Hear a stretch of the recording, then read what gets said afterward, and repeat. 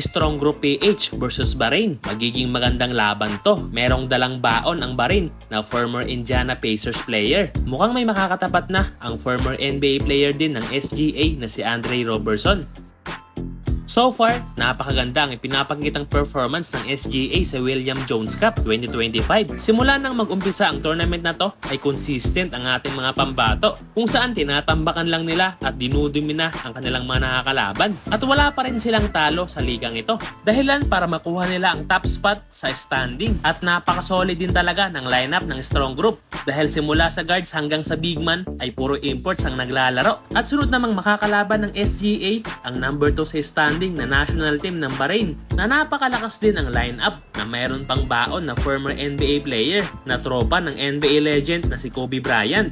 Kaya pag-usapan natin kung ano nga ba ang lineup ng Bahrain at kung sino nga ba ang pinakamalakas sa lineup nila. So unahin na nga natin ang NBA player ng Bahrain na sinasabi ko. Siya si Jakarr Sampson na nadrap sa NBA taong 2014 at nakapaglaro sa 5 NBA teams at nagtapos ang kanyang NBA career sa 2-year contract niya sa Indiana Pacers noong 2021. Si Jakarr Sampson ay isang 6'7" power forward at merong wingspan na 7 foot kaya napakahaba din ng player na to at kilala sa pagiging dominante sa ilalim dahil napakalaki rin ang katawan nito at merong napakataas na athleticism kaya madali lang sa kanyang makakuha ng mga rebounds at halos kumpleto na ang skill set nito mga boss dahil meron din siyang shooting skills at kaya magdala ng bola, kaya rin niyang mag-isolation kaya kung medyo maliit sa kanya ang kanyang opponent ay siguradong kakainin lang niya ang depensa sa kanya. Kaya mukhang may makakatapat na ang former NBA player din ng Strong Group PH na si Andre Robertson na dati namang player ng OKC Thunder. Kaya abangan natin ang magiging tapatan ng dalawang NBA player na to.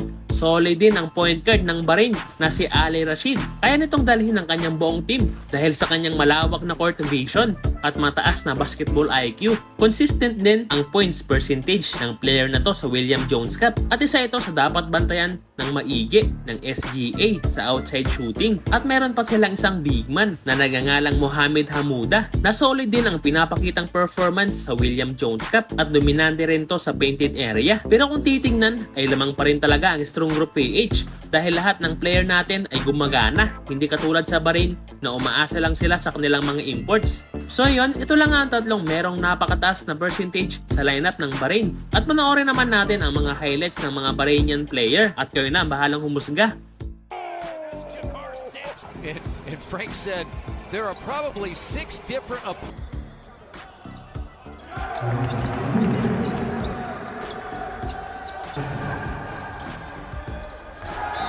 Wow.